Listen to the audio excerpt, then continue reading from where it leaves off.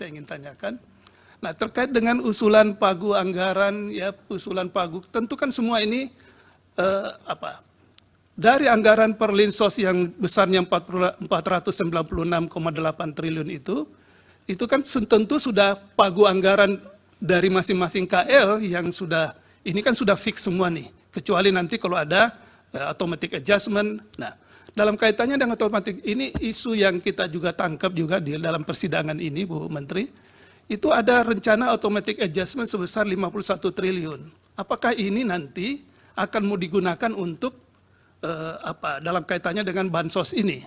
Jadi apakah memang ini mau diarahkan ke sana? Dan apakah anggaran Kementerian Sosial juga ini akan mengalami yang namanya juga automatic adjustment dalam kerangka refocusing anggaran tadi?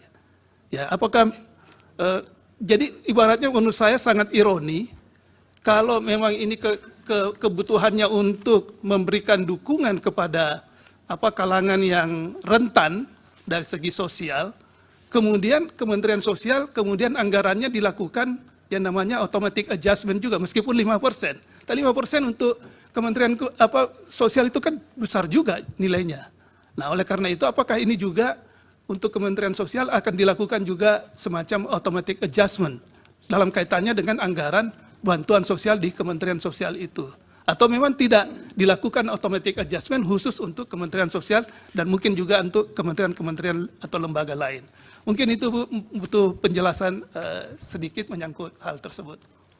Kemudian untuk Pak Menko Perekonomian, ya saya ingin sedikit tadi kaitannya dengan yang Pak Menko Perekonomian sampaikan menyangkut adanya pelaksanaan yang kaitannya dengan rapel 4 bulan. Ini juga menjadi isu juga yang perlu kita ketahui, dalami. Rapel 4 bulan ini untuk BLT BBM contohnya yang 150.000, itu pertimbangannya apa ya? Mungkin Pak Menko.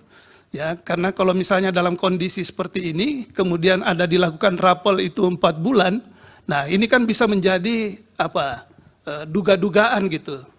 Jadi ada dugaan-dugaan yang tentu bisa membuat bahwa rencana keinginan pemerintah untuk memberikan rapel itu karena kondisi misalnya dalam keadaan darurat atau antisipasi kondisi yang memburuk, ya, nah sehingga perlu dilakukan rapel itu. Ataukah mungkin ada pertimbangan lain sehingga menurut hemat saya yang hal-hal seperti ini perlu clear di dalam ruangan ini supaya kita ketahui apa pertimbangannya sehingga dilakukan, meskipun tadi Pak Menko tadi sudah menyampaikan dasar hukumnya. Dasar hukumnya sudah jelas, ya, tetapi itu dasar hukum untuk rapelnya. Tapi kenapa harus 4 bulan? Kenapa tidak 2 bulan? Kenapa tidak 3 bulan? Dan momentum merapelnya itu, ya, juga mesti ada penjelasan. Kenapa misalnya rapelnya di bulan Januari, Februari, Maret, ya, dan seterusnya. Mungkin ini perlu kami ketahui supaya kita jelas mendapat gambaran menyangkut kaitannya dengan adanya rapel ini.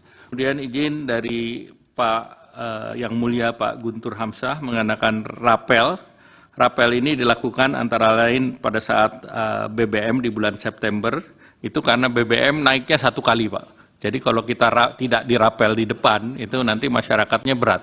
Jadi kita kasih mereka di awal, walaupun realisasinya kita lakukan dalam 2 tahapan, yaitu Oktober cair bulan September dan November-Desember cair bulan November.